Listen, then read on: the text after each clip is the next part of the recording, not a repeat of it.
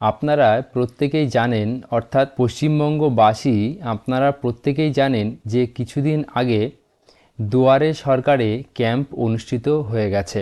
আর আপনারা এমন অনেকে রয়েছেন যে এই দুয়ারে সরকার ক্যাম্পে যে সকল প্রকল্পের লাভ আপনি পাচ্ছিলেন না, সেই প্রকল্পের লাভ পাওয়ার জন্য আপনি আবেদন করেছেন। সেক্ষেত্রে অনেক রকম প্রকল্প কিন্তু রাজ্য সরকারের তরফ থেকে এই দুয়ারে সরকার ক্যাম্পে কিন্তু অনুষ্ঠিত হয়ে থাকে। সেক্ষেত্রে আপনি কোন প্রকল্পে আবেদন করেছেন? হয়তো আপনি বা লক্ষ্মী ভাণ্ডারে ফর্ম জমা দিয়েছেন, কিংবা কৃষক বন্ধু ফর্ম জমা দিয়েছেন, কিংবা হয়তো অন্য কোনো প্রকল্পে আপনার নাম নথিভুক্ত করার জন্য আপনি আবেদন করেছেন। আজকে আমরা এই ভিডিওর মাধ্যমে দেখে নেব যে আপনারা যে সকল প্রকল্পে আবেদন করেছেন তার মধ্যে কয়েকটি গুরুত্বপূর্ণ প্রকল্পে আপনি যে আবেদন করেছেন তা বর্তমানে কি পর্যায়ে রয়েছে, অর্থাৎ যে ক্যাম্প অনুষ্ঠিত হয়েছে কিছুদিন আগে তার কাজ কতদূর আগিয়েছে তা আমরা এই ভিডিওর মাধ্যমে দেখে নেব। আপনি হয়তো বা অন্য কোনো প্রকল্পে আবেদন করেছেন, কারণ প্রত্যেকটি প্রকল্পের ক্ষেত্রেই আপনার আবেদন বর্তমানে কোন পর্যায়ে রয়েছে তা কিন্তু দেখা যায়। তা দেখার জন্য কিন্তু আপনাকে সেই প্রত্যেকটি প্রকল্পের নির্দিষ্ট এক একটি ওয়েবসাইট রয়েছে, সেই ওয়েবসাইটে গিয়ে আপনাকে কিন্তু তা চেক করতে হবে। বাংলায় বর্তমানে যে প্রকল্পটি সবথেকে গুরুত্বপূর্ণ সেটি হলো লক্ষ্মীর ভাণ্ডার। চলুন দেখে নেওয়া যাক যে এই প্রকল্পে আপনারা যারা নাম নথিভুক্ত করেছেন আপনাদের কাজ কতদূর হয়েছে। আমি সুমন, আর আপনারা দেখছেন সুমন অনলাইন ইউটিউব চ্যানেল। যদি আমার এই ভিডিওটি ভালো লেগে থাকে তাহলে অবশ্যই লাইক, শেয়ার, কমেন্ট করতে কিন্তু ভুলবেন না। চলুন আমরা দেখে নিই যে 2025 সালে আপনি যদি লক্ষ্মীর ভাণ্ডারে আবেদন করে থাকেন তাহলে আপনার লক্ষ্মী ভাণ্ডারের যে আবেদন সেই আবেদনটা কতদূর পৌঁছেছে এবং তার কাজ কতটুকুই বা হলো। আপনাদের কি করতে হবে, আপনারা যদি মোবাইল থেকে দেখেন তাহলে মোবাইলে ক্রোম ব্রাউজারটি ওপেন করে নেবেন, কিংবা অন্য যে কোনো একটি ব্রাউজার আপনারা ওপেন করতে পারেন। আমি এখানে ক্রোম ব্রাউজারটি ওপেন করে নিয়েছি এবং সার্চ বারে এসে সার্চ করব লক্ষ্মীর ভাণ্ডার স্ট্যাটাস। এটা লিখে সার্চ করতেই দেখুন লক্ষ্মীর ভাণ্ডার গভর্নমেন্ট অফ ওয়েস্ট বেঙ্গল এই লিঙ্কটি আপনাদের সামনে চলে আসবে। আপনারা এই লিঙ্কে ক্লিক করে দেবেন।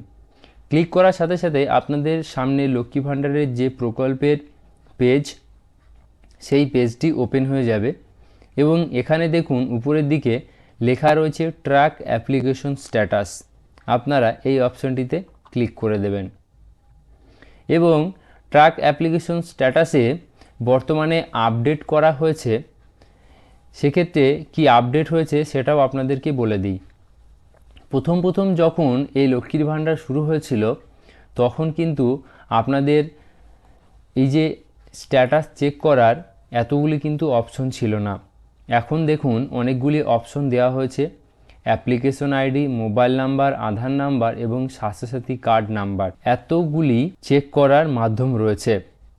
আমরা সবথেকে সহজলভ্য যেটি রয়েছে মোবাইল নাম্বার, এই মোবাইল নাম্বারটা দিয়ে আমরা একটি নতুন আবেদন করেছে এমন একটি গ্রাহকের আমরা চেক করে দেখে নেব। সেক্ষেত্রে যদি আপনাদের একটি মোবাইল নাম্বার দিয়ে একটি পরিবারে দুজন মহিলার নাম নথিভুক্ত করা থাকে তাহলে আপনারা অবশ্যই এখান থেকে আধার কার্ড নাম্বারটি সিলেক্ট করে নেবেন।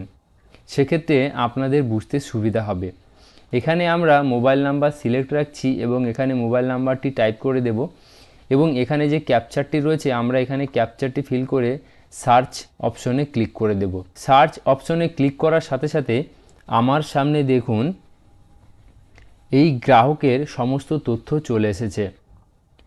29/1/2025 যে application temporary save by Chapra block division office, অর্থাৎ 29 তারিখ এবং এখানে 15/24/41 এটি হলো সময় 3:24:41 এই অ্যাপ্লিকেশনটি সেভ করা হয়েছে এবং 29/1/2025 3:26 ব্লক ডিভিশন অফিস থেকে ফাইনাল সাবমিট করা হয়েছে। বর্তমানে কিন্তু আর কোনো আপডেট এখানে নেই।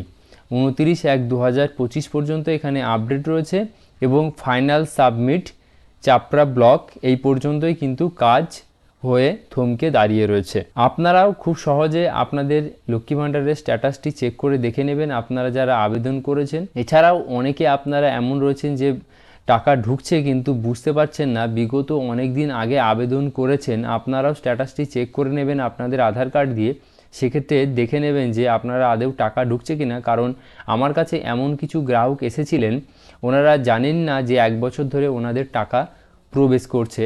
কারণ ওনারা যখনই আবেদন করতে যাচ্ছেন বলা হচ্ছে যে আপনার অলরেডি করা রয়েছে, কিন্তু কোন ব্যাংক অ্যাকাউন্টে রয়েছে ওনারা সমস্ত কিছু ডিটেলস বলছেন না, আপনাকে নিজে থেকে চেক করে নিতে হবে। এছাড়াও চলুন আপনারা দেখিয়ে দিই, যদি আপনার পরিবারের এমন কোনো ব্যক্তি কৃষক বন্ধু প্রকল্পে নাম নথিভুক্ত করে থাকেন, তাহলে একই পদ্ধতি আপনারা সার্চ বারের যে আপনাদের মোবাইলে যে কোনো একটি সার্চ বারে গিয়ে লিখবেন কৃষক বন্ধু। কৃষক বন্ধু লিখে সার্চ করলেই আপনাদের সামনে কৃষক বন্ধু প্রকল্পের যে ওয়েবসাইট রয়েছে সেই ওয়েবসাইটটি চলে আসবে এবং এখানে দেখুন লেখা রয়েছে নথিভুক্ত কৃষকের তথ্য।